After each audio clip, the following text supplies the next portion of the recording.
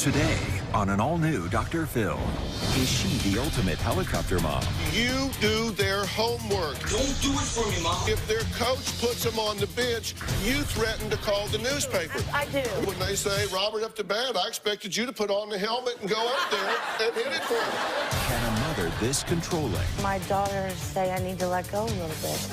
A little bit? You won't even let them floss their own teeth. Control her own behavior? You are raising lambs for the slaughter. No, I'm not. Yes, you are, because they don't know anything. You do everything for them. I'm all they have, Dr. Phil. No, you said that backwards. What you really meant is they're all I have.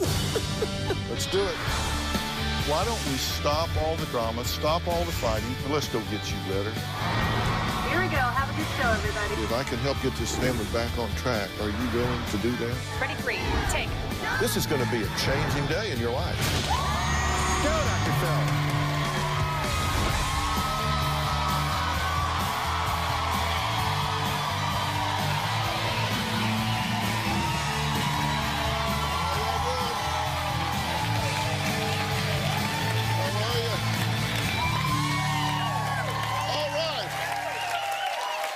Thank you very much. Thank you very much. Okay, listen up. I want to ask you a question. Which parenting style do you think is most likely to put your child at risk once they go off on their own? Hovering and doing every single thing for your child, thinking you are protecting them from the big bad world, or giving them every freedom with little or no monitoring or guidance, just kind of throwing them in the deep end and letting necessity be the mother of invention. Well, you're both wrong. Because both of these parenting styles are extremely dangerous and can eventually cripple your child for life. Listen, when you find children at risk, children that go out and get in trouble, they come from the extremes of the parenting continuum. This is not to scare you, but to create an urgent awareness about how you are preparing your children for the real world, not the one you wish they were inheriting. Now, I've written it all down in my new book called Life Code, The New Rules for Winning in the Real World. My first guest, Amy, is paralyzed about how scary she thinks this world can be and says it has forced her to become a self-admitted, obsessed helicopter mom to her 5 children. She's diagnosed herself pretty well. Take a look. I'm definitely a helicopter mom. I am absolutely psycho, overprotective. I don't know any other way to be. My babies don't know that as they're sleeping, I put my hand on their chest and make sure that they're still breathing. I do this even with my 20-year-old daughter, Caitlin. I cut their toenails, I floss their teeth. We do these fire drills, and I'll blow a whistle, and everybody jumps out the windows. My son, Chad, was kicked off the baseball team because of my mouth. Oh, my God! I get into altercations at the games with the coaches, with parents. It's almost gotten physical. I've threatened their families. One time, they benched my son. I got on the phone with the president of the league. I threatened to call the local newspaper and write an article about how awful they treat their children. When the kids have homework, I do it all. Don't do it for me, Mom. I really want to do it myself. When they don't get the answers right, I write the correct answer. You're right, but I just... No, Mom, this is how I write. I'd rather fix it than let them get a bad grade. All of my children have very good grades. One time, Robert came home with a B, and I was furious. I got in her teacher's face. I got kicked out of their school. If my children talk me into allowing them to spend the night somewhere, I do a background check on the parents. I make sure that the house has smoke alarms. While they're gone, I'm calling them, I'm texting them. If one of my children gets into a physical confrontation with another child, I will get one of my other children to beat up that kid. My children have lost a great deal of friends because of how I act. I've already told my children, you are not going anywhere to college. You have to stay with me. Too many bad things can happen. Okay. Now, you're parenting from fear. Absolutely. Right? Absolutely. And I know I know what you're gonna tell me. I know you. I know. I bet you don't. I do. I bet you I do. I bet you don't. But listen, I know my application is wrong. Maybe I do go to the, I know I go to the extreme. But it's for their benefit. You think I'm going to throw you under the bus today? I know you are. Okay. You know, I'm really not going to throw you under the bus today, although you would fit nicely. Okay, but here's the thing. You say it's for their benefit. Absolutely. And you think you're doing the best for them, right? I do. Okay, tell me what your children benefit when you do their homework. I don't do all their homework. I mean, let's be fair. I don't do it all. Wait, no, hold on. Don't come out here and start moonwalking like Michael Jackson. Okay. I know what you do and what you don't do. I have a book on you that thick. You have been very forthcoming with us. Don't come out here and start waffling around on me. You do their homework. If their coach puts them on the bench, you threaten to call the newspaper. I do. I want you to take a look at this piece of tape right here. It is why I agreed, out of the thousands of stories that we have to choose from, this is why I agreed to book this story. Now, Amy's daughter, Caitlin, captured what happened when her brother, Robert, came home to find his mother doing his homework assignment yet again. Now, understand, this is a 15-year-old that catches his mother, catches her, doing his homework yet again. Take a look. Robbie, Mom is rewriting your essay. Why? What is wrong with my essay? Listen, this is the first paragraph. You wrote, have no time to eat. You need to start with... Mom, I'm in middle school. I'm not in high school yet. Okay, but... Wait. You want me to try. Let me try. Don't do it for me, Mom. I really want to do it myself. Because if you do it, then it's your grade, not my grade. It's practically cheating. Cheaters risk everything. Learn nothing. Absolutely nothing. You're right, but I just... No, Mom, this is how I write. I will improve in high school. This is just me. I don't need you to write it for me, Mom. Just let me risk it. I'm so sorry. I don't want to help you. It's okay. I know you always wanted to help me. And when I need your help, I'll ask you. I love you. I love you too. Oh, my God. You got a 15-year-old kid begging you not to do his homework? He's saying, let me try? I know. I'm sorry, but... But? What if he fails? What if he doesn't get the grade that he needed? You don't understand. What don't I understand?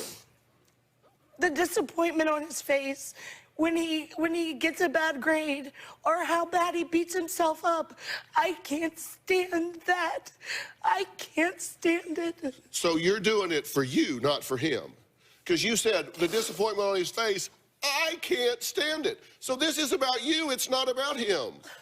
It didn't look like, no. But listen, no, come on. This young man is intelligent. This young man is right here. He's Robert. Wonderful. Robert, how you doing, buddy? Good, how are you? Good to meet you. Good to meet you too. You are begging your mother to let you do your own homework. Yes, I am. I've never heard that in my house. Never came up. Never came up. But it came up in your house. Why were you begging your mother to let you do your own homework, to let you try? I was begging my mother to let me do my homework because she's been doing it for all my life. And it's time for me to learn because I'm almost in high school and I'm not really understanding what I need to learn. I don't really understand what they're teaching me. And my mom's doing it all for me. And if she's saying that she's upset because of the bad grade that I get, but it's only because of her. She's always doing it for me. If she wasn't doing it for me, I would get a better grade. Okay, boy, That's an aha moment. thank you. You have a seat. I got it. That's an aha moment. What? That was an aha moment. Aha moment. You had to come here to figure that out? You had to come here to figure out that if you do spelling words, if you color maps, if you write papers, that he doesn't develop the skill set, the organizational skills, the articulation to do that? Yeah. Is he embarrassed at baseball when you go up there and bat for him? I don't go up there and bat for him. You don't? No. Well, thank God for that.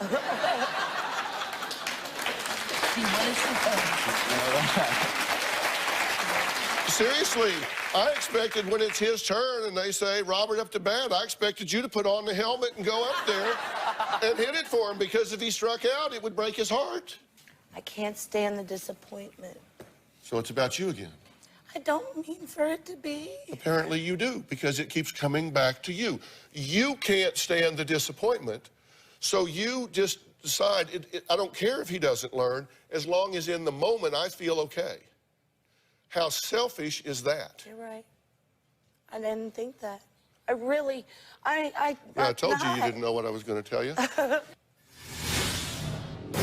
There's all these killings going on in these schools. You are raising lambs for the slaughter. No, I'm not. Yes, you are.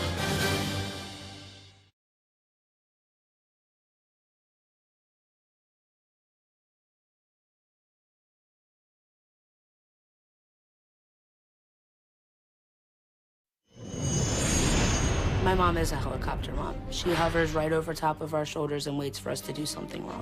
When I was 14 years old, I ran away from home. I wanted to get away from my mom's overprotective ways. If she doesn't like who I'm talking to on the phone, she will take the phone out of my hand. My mom has certain requirements that my friends have to meet. They have to have proper hygiene, dress right. Their parents can't drink. To this day, I don't have friends come over. I'm terrified that she may say something that would offend them. I don't believe I've learned as much independence as I should have because my mom is so overprotective and crazy. I found out about 6 months ago that I was pregnant. My mom tells me who's gonna be in the hospital room, when the baby's gonna be baptized, when the baby's allowed to wear shoes. You can't lay on your back. It stops the blood flow to the placenta. My mom has told me on more than one occasion that she's going to take custody of my child if I don't start doing what she says. I love my mom. My mom needs to learn how to have better parenting skills. So, you know, it's interesting when people see their life kind of played out on tape. It's kind of like a movie of your life, isn't it? Yes, it is. It gives you some objectivity. You step back and watch yourself on film. What did you just see, and how do you feel about what you just saw? I just saw my daughter say I need to let go a little bit. A little bit? A lot. I'm willing to do a little. You are threatening to abduct her fetus. No, I am not. I am not. Come on, Dr. Phil, I am not. I'm just saying, and listen, this is how it really went. You see my wife Robin out there? You Yes, come stay with us. We'll take care of you. I want to come too. But listen, I said that I would take custody of the baby if it... Look, you're doing good to keep custody of the ones you got with the stuff you're pulling. Whoa, that was bad. I didn't like that at all. Yeah, well, you need to hear it because what you're doing is really, really absurd. You know, when I wrote Life Code, I did it because, and it was interesting, I did this book with my son Jay because he actually has his own publishing company. I know. So he came and said, Dad, how about letting me publish a book for you? And I said, okay. And so I did this book, and I was more passionate about this book than any book I have written because we have had a huge generational change in the last generation. As big a change in our world, in our life, that we've seen since the Industrial Revolution. We've had an explosion of technology and the internet and all of these things that have happened. We have to prepare our children for a very different world. But at the same time, there's all these killings going on in these schools. There's all this stuff that's going crazy. You are raising lambs for the slaughter. No, I'm not. Yes, you are. No, you are raising lambs for the slaughter because they don't know anything. You do everything for them. They are not street smart. They are not savvy. They don't understand what the risks are. They are not developing skill sets. They are not observing themselves master their environment. They don't get it. Do you understand what you cheat this young man out of when you do what you do for him? He told you. Dr. Phil. No, you listen to me. Don't think about what you're going to say next. Stop thinking internally. Listen to what I'm saying.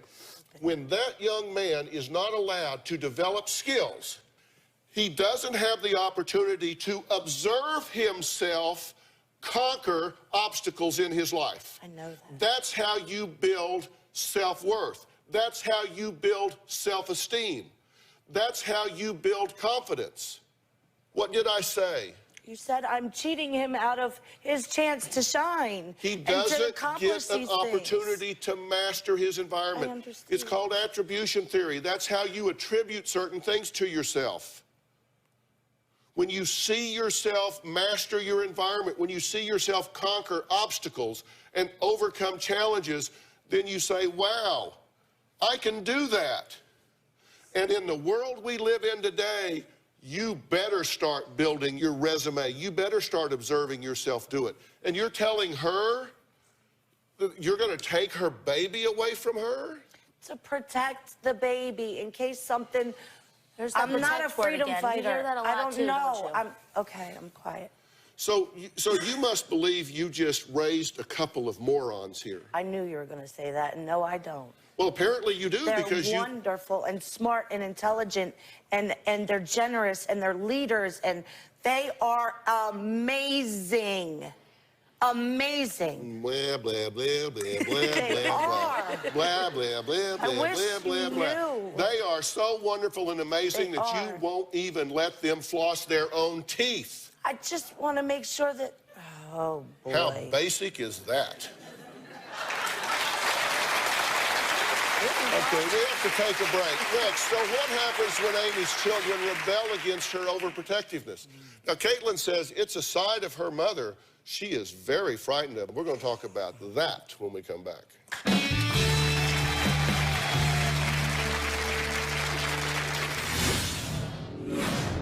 I'm all they have, Dr. Phil, and I want to always be that.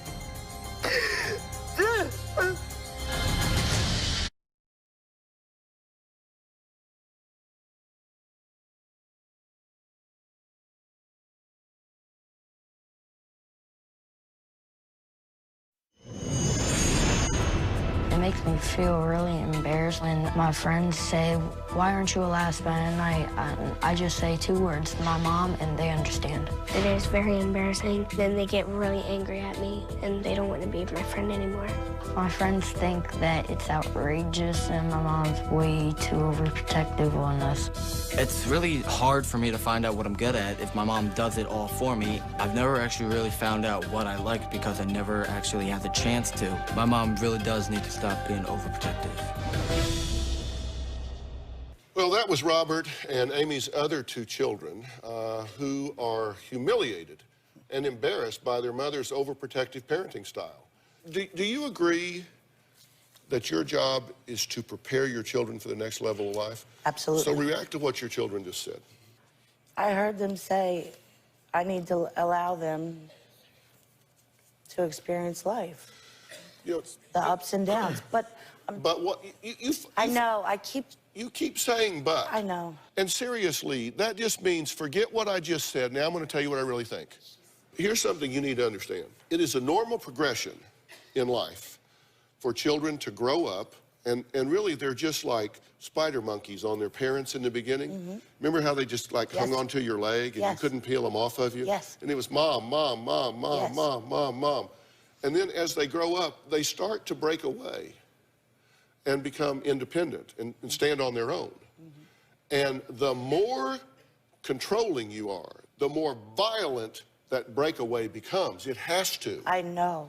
And so it becomes rebellious. It becomes a violent breakaway. And they don't want that. You don't want that. You don't want a violent breakaway from her, do you? I love but my you've mother. had to get away from her. Yes, I correct? have. Mm-hmm. What did you do I was 14 years old and I ran away from home. to get away from her? Yes. Okay. What do you think about that? It killed me. I thought I was going to die. I laid in bed and I cried and I couldn't do anything. And yes, it was about me. Yes, it was at that time. And then I grabbed myself up and the babies, and then I thought, I still have these guys to take care of. So I put all of me in them. But it killed me. You think I wanted to? You think I wanted to leave my family? No. Answer her. I thought you wanted to just get away from me. No. I I wanted you to hear me. I hated myself for it because I knew it was because of me. I knew it was. I wanted you to understand. But then that made me grab onto the other ones even tighter. I'm all they have, Dr. Phil, and I want to always be that. No, you said that backwards. Where You are said, I'm all they have. What you really meant is they're all I have.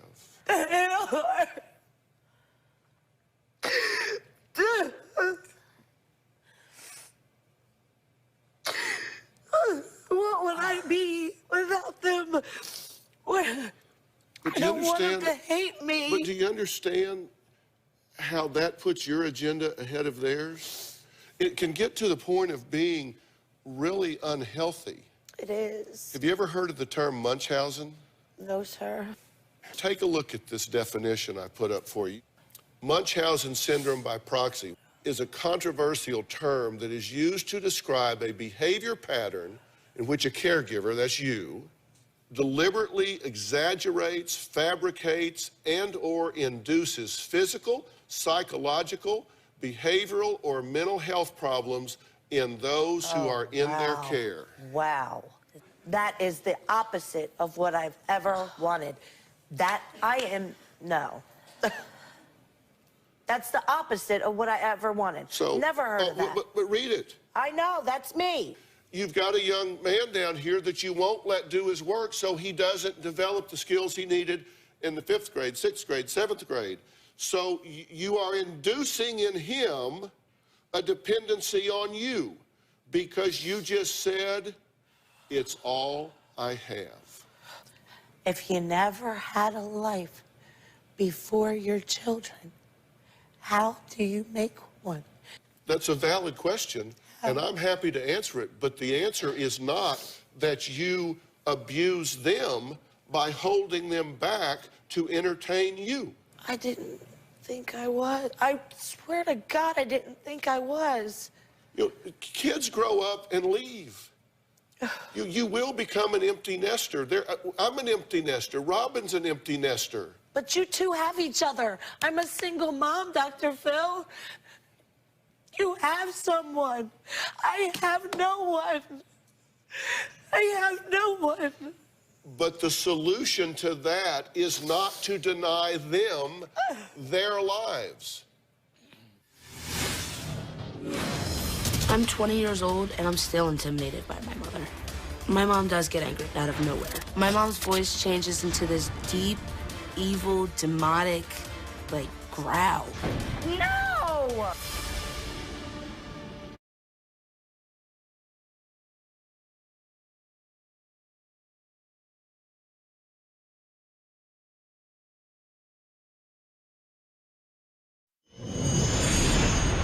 My mom does get angry out of nowhere. My mom's voice changes into this deep, evil, demonic, like, growl. No! When my mom is angry, all she does is yell. It's loud enough for my neighbors to hear it. First, it starts with a look. That's the look.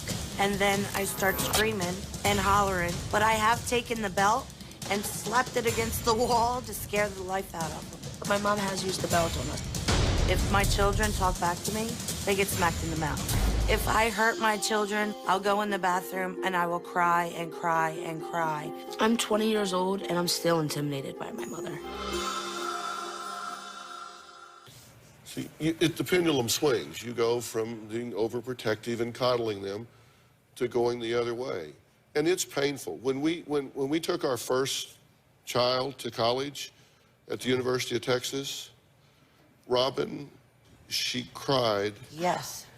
From the minute we pulled out of the parking lot for, I guess, the next 2 weeks. Yes, see, I always thought I was a mother like her. I'm not kidding. No. I always thought. Okay, hold on. I gotta say something for your defense as well. No. You are over. You say your children can't go away to college. Well, they can attend. They must attend. But you say they can't go away. They need to live at home and go to community college. Dr. Phil. Okay, all right, take a look at this. Here's a little tape when we took our second to school 7 years later. So hard. We're in Dallas, moving Jordan into SMU this weekend. The one thing Jordan said we could do is make his bed. He wants to put everything else in its place. I looked at him, I said, Jordan, everything's done. Would you like for us to leave? And he goes, yeah, you might as well. It was so easy. He didn't have any fear in his eyes or any fear in his voice. He was excited. It's like every mother's answered prayer. I got a call just last night. He said, Mom, why are there 2 mattress pad covers on my bed? And I went, are you just now changing your sheets? He goes, yes. And I went, I put those on 3 weeks ago. So, yeah, he still needs some help. I can remember when Jay first left, I said, oh my gosh, I didn't teach him to cook. I didn't teach him to iron. He's down there somewhere hungry, wrinkled. What am I gonna do? And you know, I didn't teach Jordan either, but because Jay went first, I knew that Jordan would be okay. I agree, 1,000%. But you know what? They did just fine. They're still alive today. I know, but I do the same thing. They're out there kicking. Jay is married. I know. He has, this is Jay with his little family right here, you can see. And you know what? He got through without her. He was wrinkled and hungry, but he survived. He survived. He probably... Do you have this same talk with Robin? Do you seriously? What? Because I do the same thing. You have to we're changing the sheets. I'm ironing their clothes. They have to have creases. No, they don't. They just do what they do. And our son, Jordan, he lives on the road now and is a touring musician with Stars in Stereo, his band, and lives in a bus, for God's sakes. You know, you just turn them loose because you prepare them to go. And you let go, right? I did feel confident that we'd prepared both of them to go out on their own. I did feel confident about that. I will admit that when I told Jordan we're going to go now, I wanted him to cry and say, no, Mom, don't go. Yes. But when he said, okay, bye, I was like, that's it? But really, inside, I felt really good about that. I was really happy that he was immediately prepared to be on his own. Immediately. You just parent differently. How come they're not angry with her? What?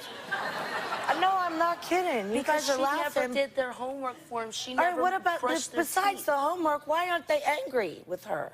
Well, why would they be? Because she's doing the same thing I'm doing. What? Well, no. Oh, please, I'm sorry. I'm really sorry. Oh, no. Cat fight. No, Robin, I love you.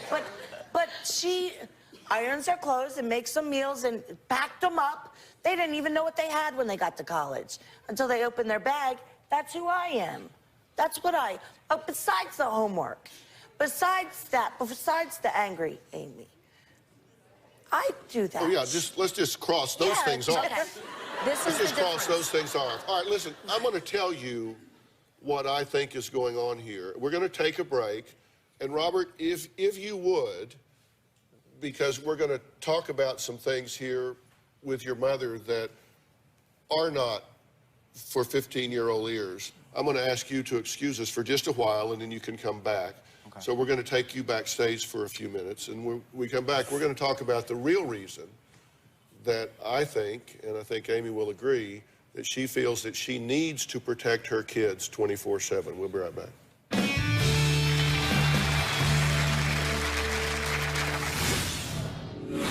I'm positive my past affects how I parent. I was abused. He grabbed my hair and pulled me down the steps. He told me that if I ever told anyone, he would kill my mom.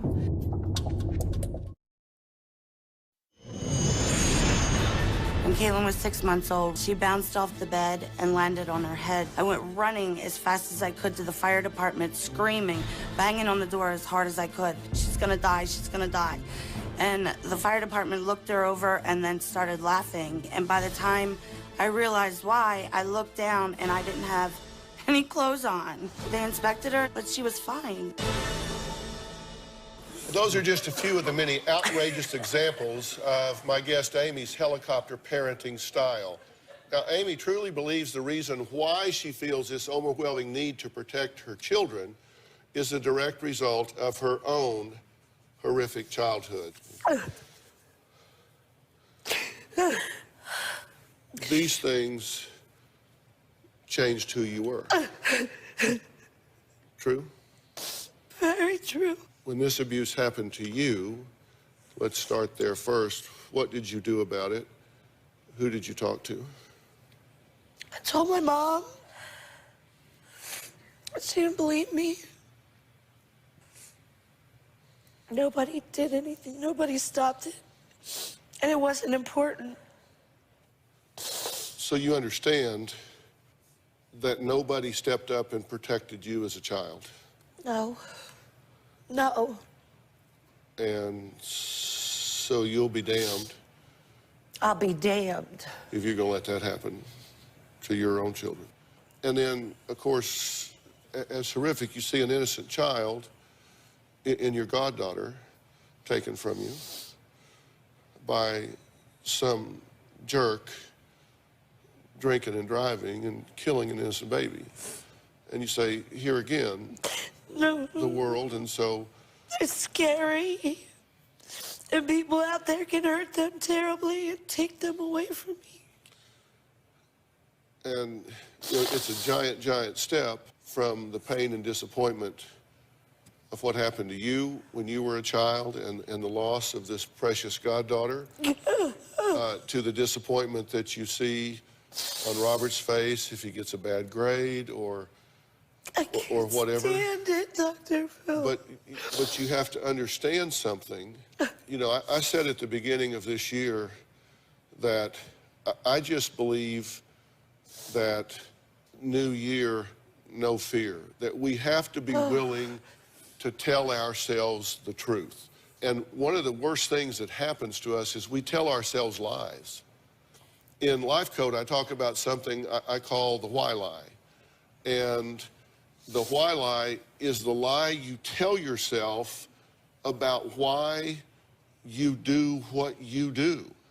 I'm going to show you exactly what I mean when I say the why lie. I wrote down what I believe is your why lie, and I want you to go through this with me along with everybody else.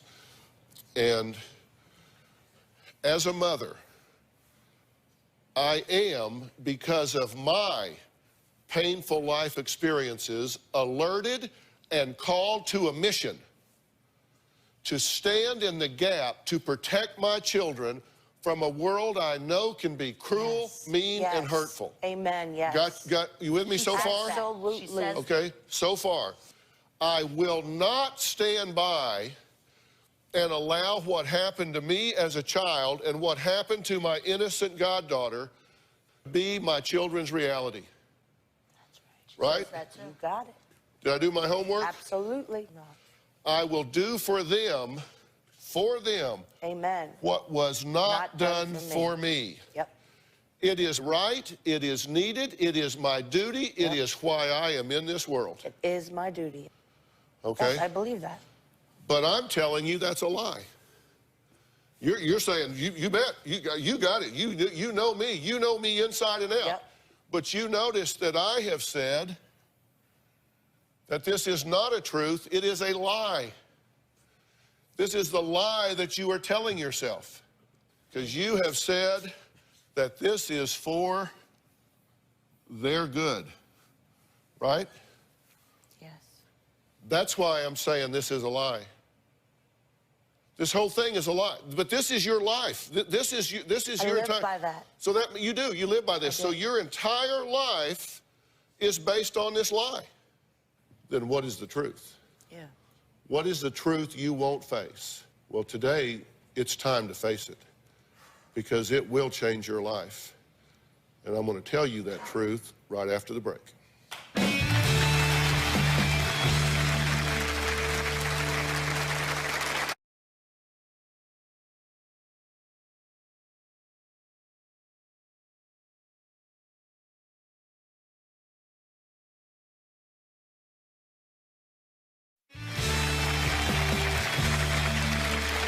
I just talked about the why lie.